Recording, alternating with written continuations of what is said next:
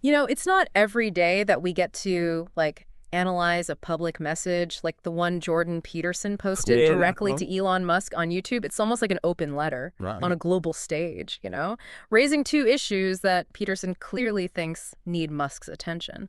What do you make of that? Well, what's really fascinating to me Yeah. is this isn't just some, random social media shout out. Hmm. Peterson and Musk, they have a history. Right. Like they did a podcast interview together, they've had in-person meetings. So this message, it really carries some weight because of that existing relationship and, their shared interests. All right. It's like Peterson's strategically using this platform to really amplify these issues Definitely. and get people talking. So let's dive into the first point he brings up, the case of Tommy Robinson. Okay. Now, full disclosure, I had to do a little bit of research on this one. Sure. He's a controversial figure in the UK. Yeah. He's known for his activism against what he calls Islamist extremism and his work as a journalist. Yeah, and understanding that background is crucial for unpacking Peterson's message, right? Because Robinson is currently serving a 9-month sentence for contempt of court, and it stems from his reporting on a grooming gang trial. That's where things get a bit complicated, legally speaking. Okay, hold on. For those of us who aren't, legal experts, Yeah. could you break down contempt of court Uh-huh. and what this grooming gang trial refers to? Of course, of course. In simplified terms, contempt of court basically means disobeying or disrespecting the court's authority. Okay. The specifics of Robinson's case are complex, but essentially he was accused of jeopardizing the fairness of an ongoing trial that involved a group of men accused of sexual exploitation of young girls. Wow. These types of cases are extremely sensitive, and the court felt that Robinson's actions could have prejudiced the jury. So how does Peterson tie this back to Musk then? Well, Peterson focuses on the severity of Robinson's punishment, specifically the solitary confinement aspect. Right. He argues that it's excessive for what is, legally speaking, a civil offense. He even compares it to punishments that are designed for, like, psychopaths. That's a pretty heavy comparison. What's Peterson suggesting Musk could or should do about it? It's interesting because Peterson doesn't explicitly call on Musk to take specific action in this case. It's more about raising awareness and prompting, discussion and debate. Okay. He highlights Robinson's deteriorating health in prison, mentioning that he's surviving mostly on canned tuna out of fear of being poisoned. It's almost a subtle nudge to Musk, known for his innovative thinking, to perhaps consider ways to improve prison conditions or advocate for reform. It's a bit like he's saying, look what's happening. This is an issue that deserves attention. Exactly. And by connecting it to Musk, Peterson leverages his platform and influence to bring this issue to a wider audience. Yeah, it makes you wonder, though, if this approach is more about grabbing headlines Yeah, than offering any sort of concrete solutions. What do you think? that's a really valid point. Some people might definitely see it as an attempt to just capitalize on controversy. Right. However, it's also possible that Peterson's aiming for a broader impact. Right.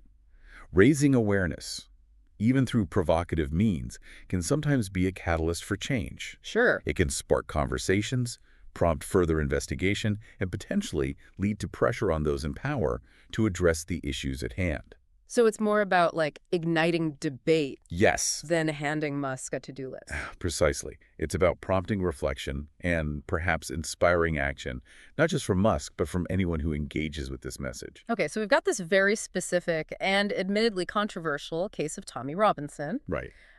What's the second issue Peterson brings up? So this one dives into the realm of education, a topic I know is close to Musk's heart, given his, ventures in that space. Yeah. And it's about what Peterson and Musk himself call the woke mind virus. Ah, yes, that's a term that gets tossed around quite a bit these days. Right. But to be honest, I'm not always sure what people mean by it. Sure. How would you explain it in this context? Well, in essence, Peterson's using it as like shorthand for a cluster of progressive ideologies that he believes are harmful to individuals and society as a whole. And he sees this virus Yes, as particularly rampant in education. exactly. He points the finger squarely at faculties of education, arguing that they're the breeding ground for this virus. Whoa, that's a pretty strong accusation. He doesn't really hold back, does he? What exactly is he criticizing? Well, Peterson's critique is multi-layered. Okay. He argues that faculties of education attract low-quality students and produce ineffective teachers Hmm. who then go on to perpetuate what he sees as like harmful educational theories. He specifically mentioned, I think it was whole word learning and multiple intelligence theory. Right. Could you unpack those for me and for our listener? In simple terms, I have to admit, those aren't exactly, everyday terms. Of course, whole word learning is an approach to reading instruction that emphasizes um, memorizing entire words rather than breaking them down phonetically. Okay. It's been criticized for, like, potentially hindering the development of strong decoding skills. So instead of sounding out words letter by letter, you just try to recognize the whole word at a glance. Yeah, basically. Uh, And the debate is whether that's an effective way to teach reading, especially for, young learners. Okay. And what about multiple intelligence theory? So that's a theory proposed by Howard Gardner. And it suggests that intelligence isn't a single measurable entity, but rather a collection of different types of intelligence, like Hmm. musical, linguistic, or interpersonal. So we all have our, strengths and weaknesses, Right. but Peterson sees this as a harmful concept in education. Peterson's concern, if I understand it correctly, is that this theory can be, like, misapplied in the classroom. Oh. It's one thing to acknowledge different learning styles, but quite another to use it as justification for lowering academic standards or avoiding rigorous subjects. He even claims that these faculties of education have a hammerlock Yeah. on state budgets and teacher certification, which allows them to perpetuate the influence, unchecked. What are the potential consequences of this viewpoint? Well, Peterson's argument, if taken to its logical conclusion, suggests a radical overhaul of, teacher training. Mm-hmm. He seems to be advocating for a system where alternative pathways, potentially outside traditional institutions, are prioritized. Okay. This could have, significant implications for educational diversity and accessibility, Right. but it also raises questions about quality control and standardization. It sounds like Peterson is advocating for more freedom and less reliance on what he sees as, bloated, inefficient institutions. Yes, that definitely aligns with his broader, libertarian leanings. He often champions individual responsibility and criticizes what he perceives as bureaucratic overreach. But wouldn't dismantling faculties of education have, unintended consequences? What about the research and development that happens within those institutions? That's a really crucial point. While Peterson paints a pretty bleak picture of faculties of education, it's essential to consider, counterarguments and alternative perspectives. Like, Yeah. are there studies that support the effectiveness of the teaching methods he criticizes? And what about the role of these institutions in educational research and innovation? It seems like Peterson is presenting a very specific, perhaps controversial viewpoint. Absolutely, and it's really important to recognize that. His message isn't intended to be a, definitive statement on education. Sure. It's more of a provocation, a starting point for a deeper conversation. So how do you think Peterson's views on education connect back to his message to Elon Musk? What's the link between these two seemingly disparate issues?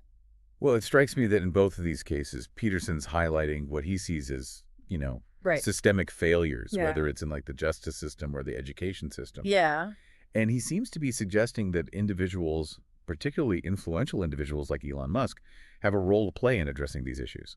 Yes, that's a really keen observation. It's almost like Peterson is saying, look, these institutions aren't working. Right. They're failing individuals like Tommy Robinson, Right. and they're failing society as a whole by perpetuating this woke mind virus. Okay. It's time for individuals to step up and take action. So what would that action look like? What's Peterson, like, implicitly asking of Musk? Well, and that's where it gets really interesting because Peterson isn't laying out a specific plan of action. He's not saying, Elon, you must do this or you must do that. Instead, he's presenting these issues, these challenges, and essentially asking, what are you going to do about it? It's like he's throwing down a gauntlet, challenging Musk to use his ingenuity and his resources and his influence to find solutions where traditional institutions have failed. Exactly. It's a call to action, not just for Musk, Right. but for anyone who's listening. Right. It's a reminder that we're not powerless in the face of these, challenges. We can choose to be passive observers, or we can choose to, engage, to challenge, to seek solutions. Okay, but let's be realistic for a second. Most of us don't have the resources or the influence of someone like Elon Musk. So what can, the average person actually do to address these complex societal issues? That's a great question. And it's something I think Peterson would argue is like at the heart of his message. Okay. It starts with education, with informing yourself. It's about being critical consumers of information, questioning assumptions, and seeking out, diverse perspectives. So instead of just accepting or rejecting Peterson's views like wholesale, we should be digging deeper and doing our own research and forming our own informed opinions. Precisely. And then based on that understanding, we can decide how we want to engage.